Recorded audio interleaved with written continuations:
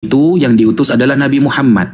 Nah, lengkapnya bagaimana sih cara kita masuk Islamnya berarti? Karena disuruh beriman, apakah harus dengan kata asyhadu alla ilaha illallah? Dicontohkan oleh Nabi. Suatu saat malaikat Jibril datang kepada Rasulullah SAW. Lalu di depan ada banyak para sahabat. Lalu malaikat Jibril bertanya kepada Nabi Muhammad, mal Islam?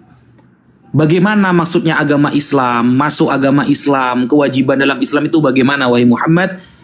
Maka Nabi Muhammad mengatakan, antashhada an la ilaha illallah wa anna Muhammadar Rasulullah wa anta taqumus shalah wa yu'tuz zakah dan lain sebagainya. Jadi Islam itu, kata Nabi Muhammad, menjawab pertanyaan malaikat Jibril yang sedang ingin mengajari para sahabat yang ada di depannya. Islam adalah dengan mengucapkan asyhadu an la ilaha illallah wa anna Muhammadar Rasulullah. Nah, itu langsung Nabi Muhammad, karena Quran ini kan yang paham adalah Nabi Muhammad. Yang dikasih wahyu oleh Allah kan Nabi Muhammad. Maka ketika Al-Quran menerangkan sesuai yang disampaikan Bang Zuma tadi, wajib beriman kepada Nabi Muhammad dan Allah. Maka diajari oleh Nabi Muhammad kepada para sahabat untuk mengatakan dua kalimat syahadat tersebut. Itu hadis sahih, riwayat Imam Bukhari dan Muslim. Sekian, lanjut. Masya Allah. Silakan Bang Jibril. Terima kasih Ustadz Wafi. Tadi kan Ustadz bilang bahwa malaikat Jibril mendatangi Nabi dan bertanya, bagaimana ketika Nabi bersama sahabat, bagaimana syaratnya agar masuk menjadi umatmu? Lalu muncullah kata-kata dua kalimat syahadat tadi. Tertulis di mana, hadis nomor berapa itu ucapan itu, Ustadz Wafi? Oke, ini saya bukakan ya riwayatnya itu. Bentar.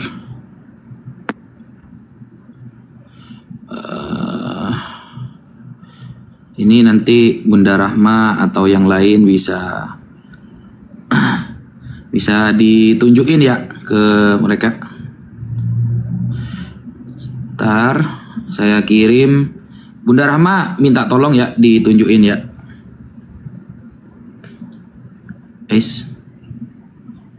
Saya kirim di grup Bunda Rahma.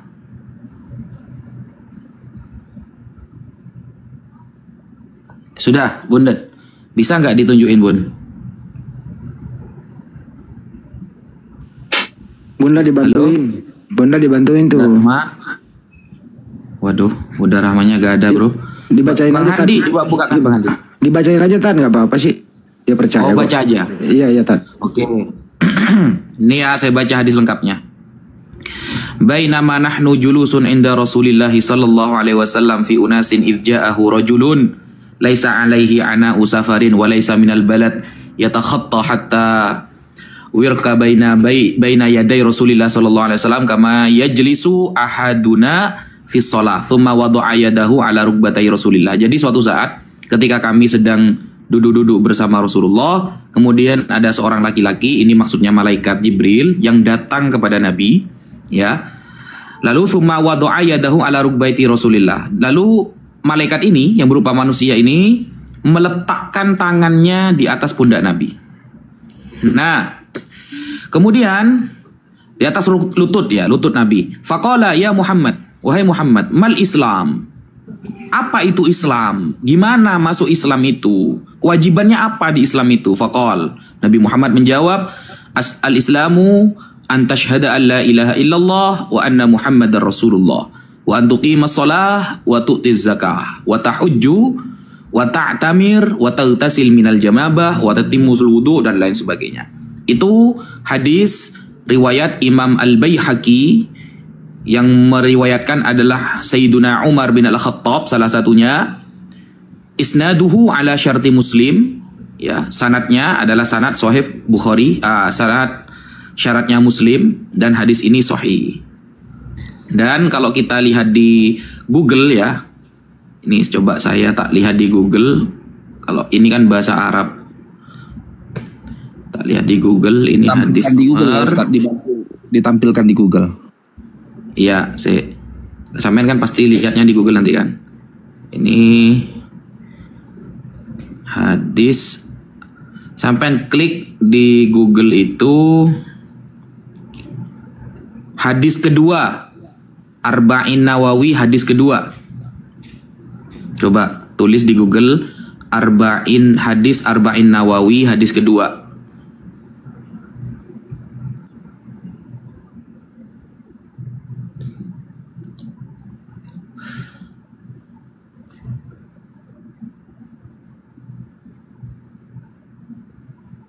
Sudah ya? Lanjut Bang Zuma. Iya, baik. Jadi memang agak berat ya kalau seorang Kristen bertanya tentang Al-Quran. Karena itu sama halnya anak TK bertanya kepada seorang profesor terkait dengan buku kedokteran. Itu agak berat karena mengkaji tentang Islam. Gitu, jawabnya Juma. Nggak boleh gitu. Ketika saudara guru kami menjelaskan kepada Anda, apa yang Anda tangkap? Begini, seperti Yesus, aku bawa ke Yesus dulu ya, seperti memecah-mecah roti dan aku nggak mau juga hanya mana aja aku tanya. Enggak, saya nggak tanya itu. Yang saudara terima tadi dari penjelasan guru kami itu apa? Yang bisa ku terima masih ngambang, artinya. Nah, itulah yang ku bilang. Itulah yang saya katakan. Anak TK kalau dijelaskan, sabar dulu. Sabar dulu. Kapasitas otakmu tidak sanggup menerima ilmu Islam. Loh, memang begitu faktanya. Kamu mengatakan ngambang. Coba, ngambang katamu. Iya, karena kamu tidak bisa. Kamu itu anak TK bertanya tentang keilmuan yang sudah tinggi, ilmu langit. Kamu tanya, pengetahuanmu membedakan antara manusia saja dengan setan, kamu nggak bisa. Jadi habis-habiskan waktu. Izinkan saya kemudian menjelaskan. Tidak usah banyak tanya lagi nanti. Nanti saya balik nanya, nanti nangis. Al-Quran mengatakan fa'aminu billah wa rasulih wan nuril ladzina anzalna wallahu bima ta'maluna khabir. Maka berimanlah kamu kepada Allah. Kami harus beriman kepada Allah.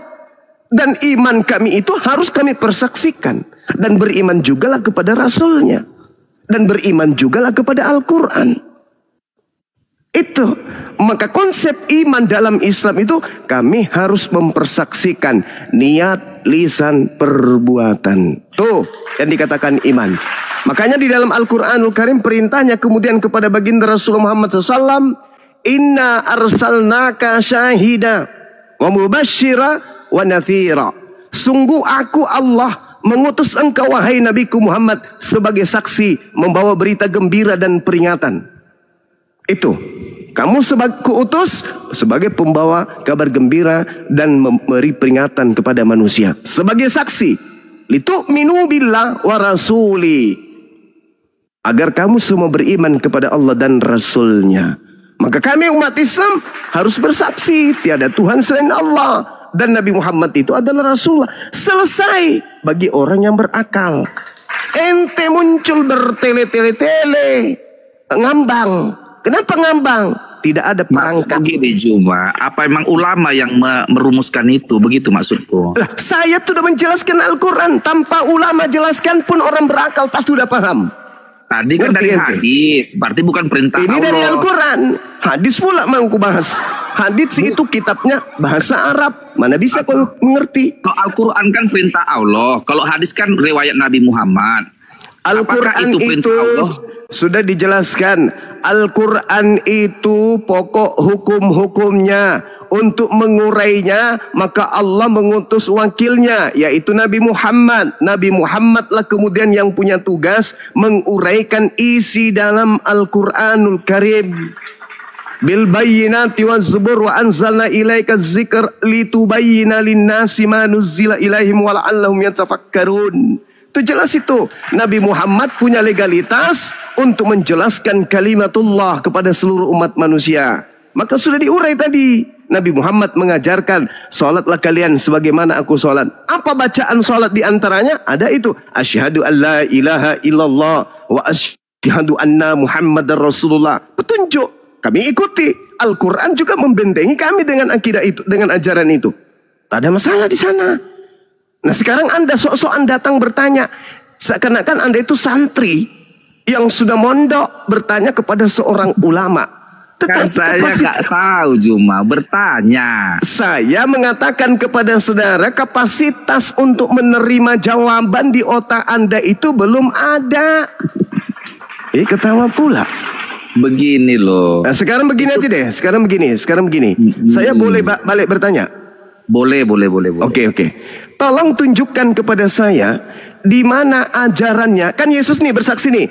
Aku bersaksi bahwa semua mujizat yang telah aku lakukan, mujizat yang diperintahkan oleh Tuhan untuk aku kerjakan, mujizat itu yang aku kerjakan sekarang, dan mujizat itu yang bersaksi tentang aku, bahwa aku adalah utusan Bapa.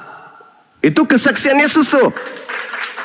Ada kesaksianku. Di mana ayat itu? Nggak ada kayak gitu tertulis, Juma. Yohanes 5 nomor 36. Inilah yang saya katakan, kapasitas anak TK ingin membahas tentang Quran. Ayat itu jangan bertambah-tambahi.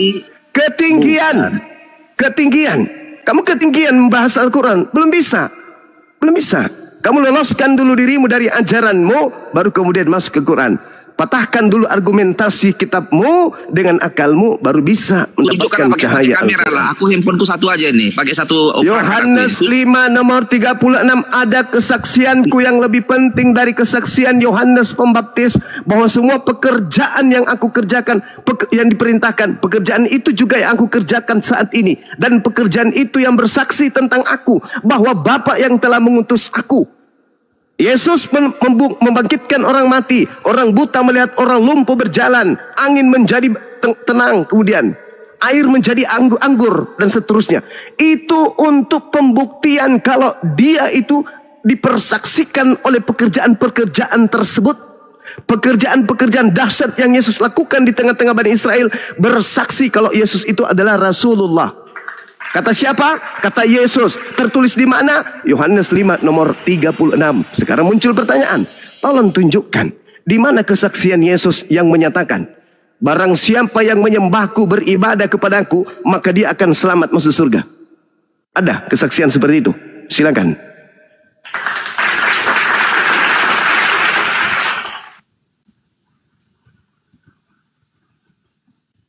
Halo? Kalau spesifiknya seperti yang kau bilang itu, Juma, di mana ada Yesus bersaksi, sembahlah aku, segala macam, itu nggak ada seperti itu di Alkitab. Lah, lalu kenapa kalian menyembahnya? Kalau kami kan sudah jelas tadi, litu'minu billah wa rasuli wa tu'azziru. Jelas itu perintah Allah, agar kamu beriman kepada Allah, agar kamu beriman kepada Rasulnya. Nah sekarang mana di dalam kitabmu hal yang sama seperti yang tadi yang saya katakan? Hidup kekal itu adalah mereka mengenal, berarti bersaksi kan, bahwa engkau adalah satu-satunya Tuhan yang benar, dan bersaksi bahwa Yesus adalah utusanmu. Tuh. Nah sekarang mana kesaksian yang diajarkan Yesus? Menyembah Yesus adalah selamat. Mana? Hidup kekal adalah menuhankan Yesus. Hidup kekal adalah beribadah kepada Yesus. Mana dalilnya? Mana ajaran dari Yesusnya? Ada? Ada bang? Ada? Yesus kan berkata, aku berasal dari Bapa. Apanya ini? Jadi aku dan Bapa adalah satu. Jika engkau melihat, saya tidak tanya itu. Yang saya tanya, konsep imannya orang Kristen mengibadahi Yesus itu perintah Yesusnya mana? Kalau kami kan jelas tuh. Yesus itu Mesias, Juma. Saya ngerti Yesus Mesias, orang yang diurapi. Paham kami umat Islam, jangan ajarin. Yang saya tanya perintahnya. Anda kan bertanya tentang syahadatain. Nah sekarang Yesus pun mengajarkan syahadatain. Apa syahadatain? Ada. Jadi Yohanes 17 nomor 3. Amanat agung dari Yesus, Apa pergilah tuh? ke seluruh bumi. bukan itu. Baptislah mereka dalam nama Bapa, Putra dan Roh Kudus. Saya tidak tanya itu kawanku cap kangkung. Yang saya tanya syahadatain terhadap Syahadat. Kami nggak ada syahadat. Kami nggak mengenal syahadat. Yesus mengajarkan syahadat. Itulah kamu kawan. Markus 12 nomor 29. Itu syahadat. Kemudian juga diajarkan oleh Yesus tentang konsep resep. Markus 12 ayat berapa tadi Juma? Biar ku baca dulu syahadat tadi dulu. Mana Markus 12 ayat berapa? 29 Cak Ayu. Apa, kita buka aja, nggak perlu Juma, buka aja biar kita lihat. Ya Markus heran 12 ayat berapa? Ada Alkitab di depanku. Heran aja ada orang bertanya Nggak tentang apa-apa. Kalau Al-Quran, tentang hadis. Kami Juma Tapi Bible nggak pintar paham. menghafal. Kami bukan umat penghafal. Bilang aja Markus 12 Bagaimana ayat mungkin berapa? Anda bisa paham sesuatu kalau Anda tidak paham, tidak hafal? Ingat saudara, orang hafal itu berarti Untuk ada apa dihafal? Kami nggak tipe-tipe kami, bukan gaya kami menghafal-hafal Justru karena ayat-ayat. itulah Untuk apa kamu itu? jauh dari Bible. Orang yang menghafal itu artinya yang dihafal itu ada di dalam kepala, yang dihafal itu ada dalam hati. Gimana ceritanya? Apa Yang kau bedanya? bilang tadi ayat berapa? Cepat kali kau itulah ngomong. lucunya. Oh iya dong. Kok lucu? Markus Aku ada Alkitab di depanku, bilang aja. Markus Markus 12 ayat berapa? Nomor 3042. Mau kiper. Masih mau kau datang besok. Itulah kau dibodohi terus sepanjang hari sampai kau dikubur. Nomor 3.000 berapa? Karena Cuma kau kamu jangan tidak ada-ada ngerti lah. Bible. Bentar aja lah, Makanya Cuma. pendetamu itu cuma ngecap-ngecap di mimbar. Kacep-kacep kamu hanya Jadi, manggut-manggut. Kau nggak tahu, nggak Ini ngerti aja kau kenapa Bible. nambah-nambahi ayat kitab orang. Pantang kayak gitu. Markus 12 nomor 3420 bab linear ketiga. Mampus kau. Hai, nenekmu kiper. Makanya Bible sendiri nggak paham. Mana ada nomor 3.000 sekian? Iya makanya kau tak Sahih belajar. Bukhari yang sampai 3.000-an. Makanya Sahih Bukhari kau tahu, Bible kau nggak ngerti. Jadi- Shema Israel, Adonai Eloheinu, Adonai Ahad. Jadi nggak sampai Markus 3.000-an 12. ayat itu, cuma janganlah mengada-ada. Yang benar-benar aja Markus lah. 12, Markus 12 nomor 29 Artinya- keceluk. Kami pantang mengada-ada, yang apa adanya aja lah. Pantang mengada-ngada, awas ya kau jilat ludahmu Jadi sendiri. kalau kulihat gaya kalian Cobalah itu, baca itu kitabmu. nggak sanggup kau jawab, kau salahkan aku. Udahlah, Yesus mengajarkan mana bersaksi bahwa dia itu adalah Cuma Tuhan mana? Ada enggak? Yesusnya kan bersaksi tuh di hadapan Tuhannya, dia bersaksi. Hidup kekal itu mereka mengenal Engkau satu-satunya Tuhan yang benar. itu aja ayat andalanmu kulihat, macam nggak ada lagi yang lain. Ini kita berbicara mengenai syahadatain, bro. Ini aja bosan aku ceritamu ini aja, turunlah aku. Nah, sekarang begini. Menurut Muntah, Yesus, itu aja menurut bosan. Yesus, hidup kekal bisa diperoleh kemudian mengenal Yesus sebagai utusan Tuhan atau sebagai Tuhan kabur. Payah, diladenin bahas tentang hadis ketinggian. Bahas Bible aja. Coba Dinda. Di Markus berapa itu loh? Dia tanya Markus, tadi bahas Al-Quran hebat. Temannya Edis ini. Harusnya kan kaidahnya kita pelajari Quran dulu. Al-Quran mengajarkan ciri-ciri orang kafir, ciri-ciri orang fasik, ciri-ciri hukuman orang kafir yang didapatkan di dunia seperti ini. Kita baca Al-Quran itu, lalu kemudian kita cocokkan dengan keadaan saudara Kristi. Kok betul ya? Kok jelas ya? Sama. Kenapa bisa? Itu baru orang belajar. Lah ini bahas hadis tentang syahadat. Lupa kalau Yesus sendiri mengajarkan syahadat.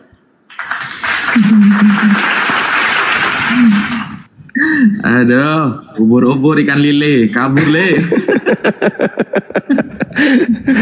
Allahu Akbar, Masya Allah. Silakan sahabat yang lain. Ketua kita mungkin ada yang ingin disampaikan. Ustaz Alif, Bagaimana dengan pondok tadi? Ya, kita baru saja turun gunung, Gurunda sudah masuk tol. Nanti pas jaringan benar-benar stabil dan di rest area lah, istirahat, nanti kita spill kegiatan kita tadi dan mengajak ikhwan fillah juga semua. Mari kita tolong mendukung ya tahun, terutama dalam hal kemajuan umat dan para mu'alaf tentu di dalamnya. Itu insya Allah nanti kita lanjut dulu aja diskusi para guru semua. Kita juga nunggu jaringan. Ini ada Bang Alex juga nih. Alex mungkin Kristen ya, Bang Alex. Love you. Love. Salam. Ya, Bang Alex. Ingat ya, buat Kristen jangan lupa umat Islam itu seringkali mengingatkan kepada kalian Yohanes 17 nomor 3 itulah prinsip ucapan Yesus. Tetapi yang anehnya adalah justru banyak umat Kristen yang menolak ayat itu, melupakan ayat itu, lebih memilih orang lain yang mengajarkan menuhankan orang yang mengucapkan ayat itu. Nah, disinilah kita ya diskusi. Silakan tanggapi guru kami kembali monitor.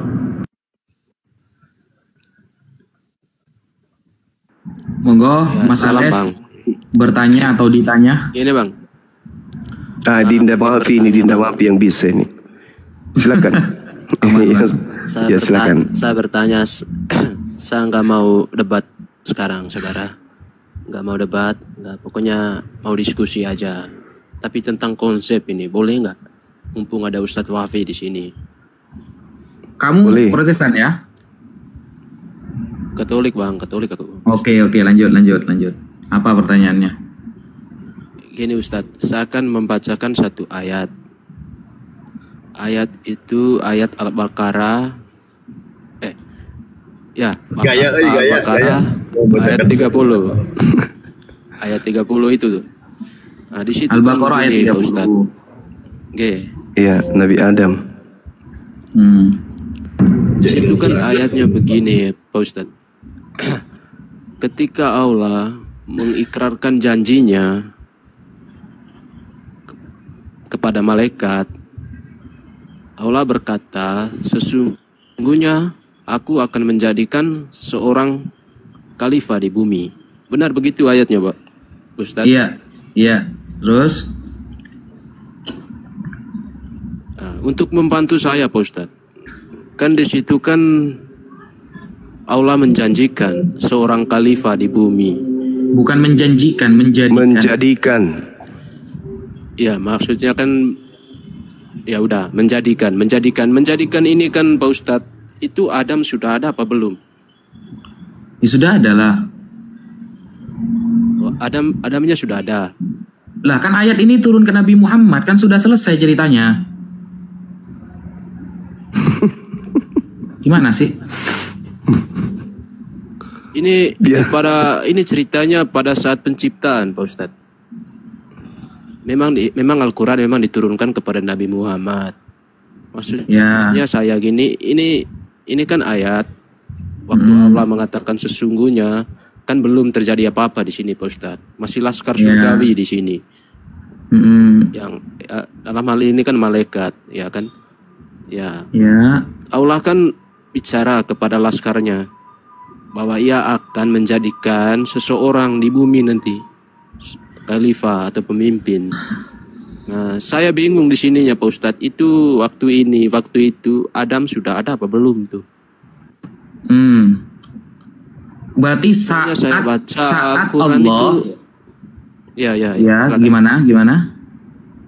Soalnya saya baca Al-Quran itu saya tidak menemukan waktu Allah mengatakan ini Adam sudah ada maupun Adam belum ada. Gitu Pak Ustadz. Oh ya, jadi kalau maksud Anda bertanya ayat ini yang turun ketika Nabi Muhammad, maka Nabi Adam sudah ada. Karena ayat ini turunnya kepada Nabi Adam. Tapi ketika yang diceritakan oleh Allah tentang ayat ini di zaman dulu, ketika Allah berinteraksi dengan para malaikat, di sana diterangkan dalam kitab-kitab tafsir bahwa saat itu Nabi Adam akan diciptakan, berarti belum ada. Terus kenapa? Oh ya, nggak apa-apa Ustaz. Cuman mau konfirmasi soal kan nggak ada dijelaskan di dalam Al-Quran kan, ada atau belum ada. Cuman kan dibantu sama hadis kita bahwa dalam artian interpretasi dari ayat ini Adam belum ada. Ya, terus pertanyaannya? pertanyaan kan di sini Bang. Penggenapan dari ayat ini itu terjadi kapan Bang? Maksudnya penggenapannya? Maksudnya seorang khalifah ini itu terjadinya kapan?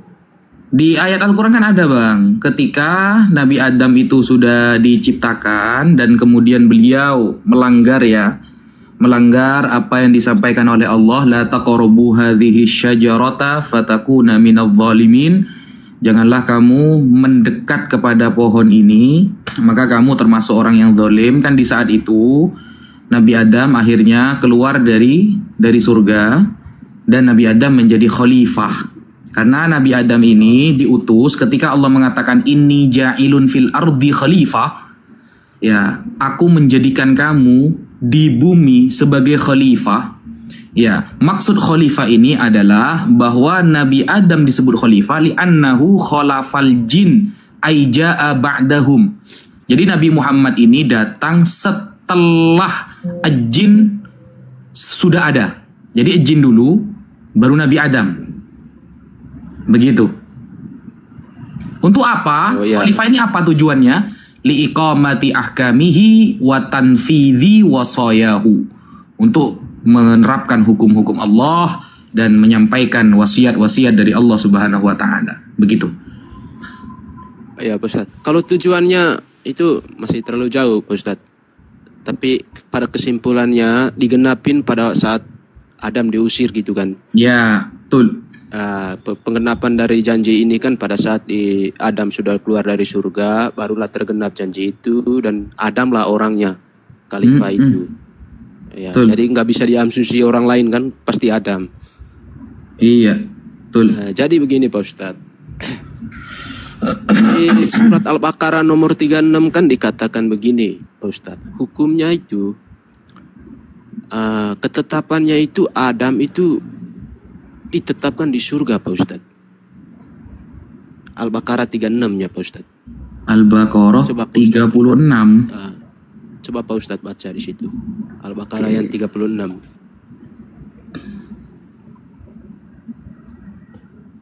Oke, terus? Di situ kan permulaan ciptaan Adam ini diciptakan untuk ditetapkan di surga kan Pak Ustadz. Ya. Begitu Pak Ustadz. Ya. Terus menyangkut dengan khalifah tadi. Gini aja Pak Ustadz, saya juga bingung menguraikannya. Kalau misalnya ada ditetapkan di surga, itu ketetapan pada mulanya. Siapa yang membatalkan ketetapan ini untuk ada menjadi khalifah Pak Ustadz? Oh bukan, begini Mas, ini ya paham, ini sebenarnya pertanyaan sudah dari dulu ini ya. Ketika Nabi Adam dikatakan, wa qulna ya Adamu uskun, ya wahai Adam, bertempatlah kamu, diamlah kamu, antah kamu, wa zaujuka dan pasangan kamu, al-jannata di surga, wa kula dan makanlah kalian berdua minha dari surga itu, rogo dan haitsu syi'tuma, terserah, cuma wala taqraba hadhihi syajarah fatakuna minadh dhalimin. Nah, ketika Nabi Adam sudah melakukan pelanggaran dengan mendekat kepada asy-syajarah, pohon yang dilarang oleh Allah, ternyata fa'azallahuma syaitan anha fa'akhrajahuma mimma kana fihi. Lalu setan ya menggoda Nabi Adam dan Sayyidah Hawa dari gangguan untuk mendekat dari syajarah tersebut, maka Allah mengeluarkan keduanya.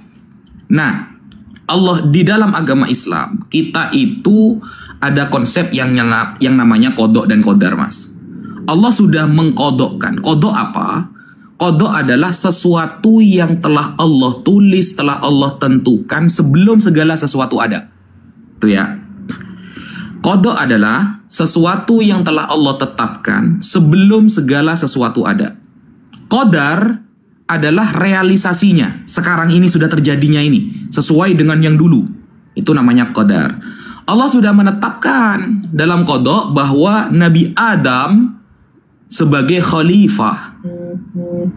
Lalu Allah itu sudah menetapkan bahwa nanti yang akan menyampaikan hukum-hukum Allah wasiat-wasiat Allah adalah Nabi Adam. Sebenarnya syaitan ketika menggoda Nabi Adam, Allah tahu bahwa Nabi Adam nanti akan terpeleset khilaf, bukan bermaksiat ya. Nabi Adam bukan bermaksiat.